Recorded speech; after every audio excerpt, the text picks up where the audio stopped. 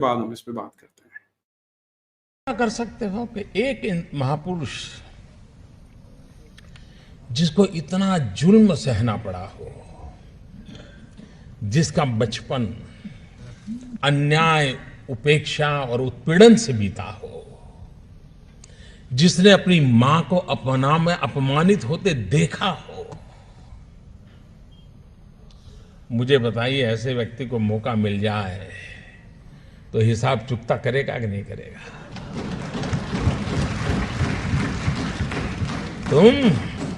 तुम मुझे पानी नहीं भरने देते थे, तुम मुझे मंदिर नहीं जाने देते थे, तुम मेरे बच्चों को स्कूल में एडमिशन देने से मना करते थे।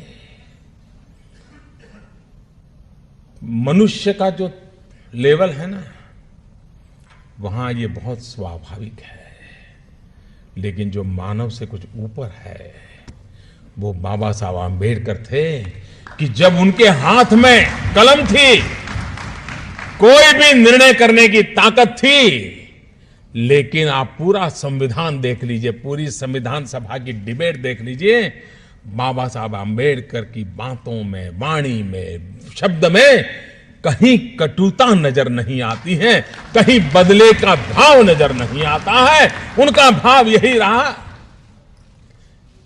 और वो भाव क्या था? मैं अपने शब्दों में कह सकता हूं कि कभी कभार खाना खाते समय दांतों के बीच हमारी जीभ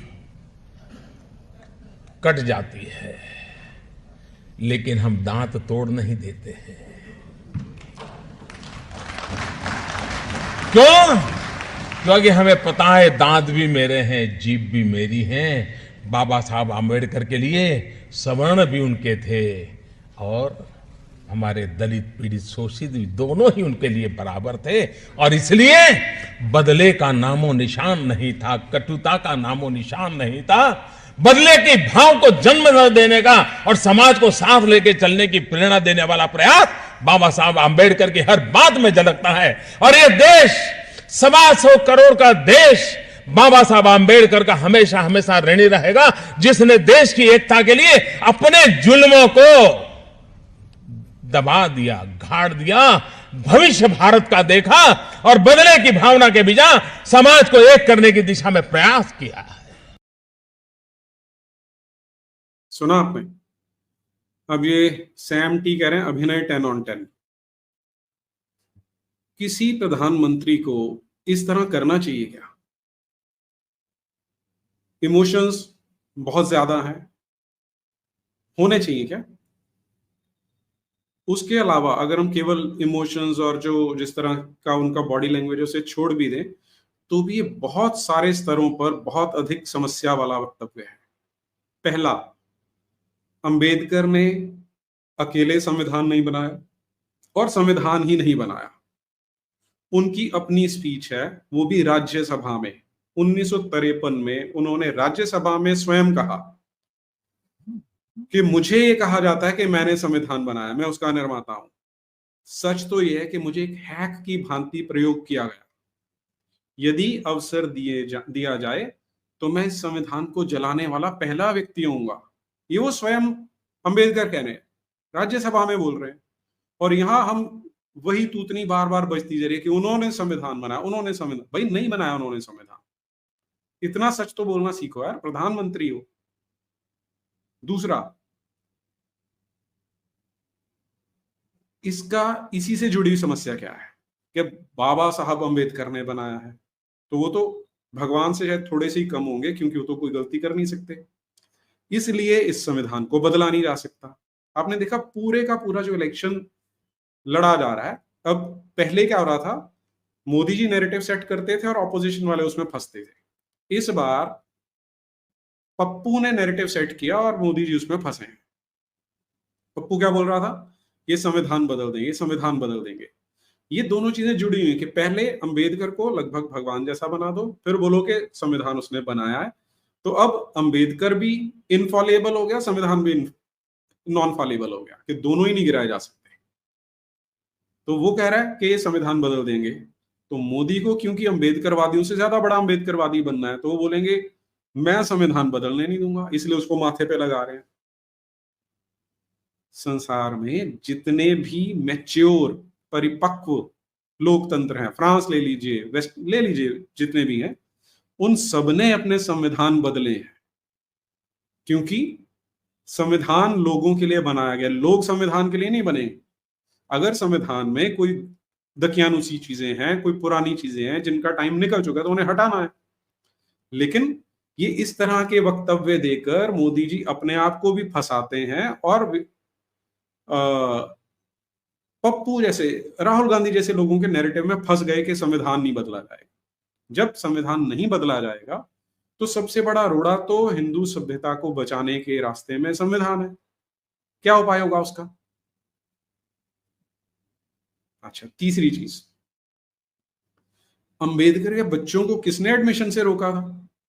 अब ये जब आप डायलॉग मारते हैं तो बड़ा अच्छा लगता है, इमोशंस भी बड़े अच्छे हैं, क्योंकि आप ये बताना चाहते हैं कि मैं बहुत, क्षमा कीजिए, आप ये बताना चाह रहे हैं कि मैं बहुत अच्छा अम्बेडकरवादी हूं, बहुत बड़ा अम्बेडकरवादी हूं, उसके लिए आप इस तरह का काम कर रहे हैं।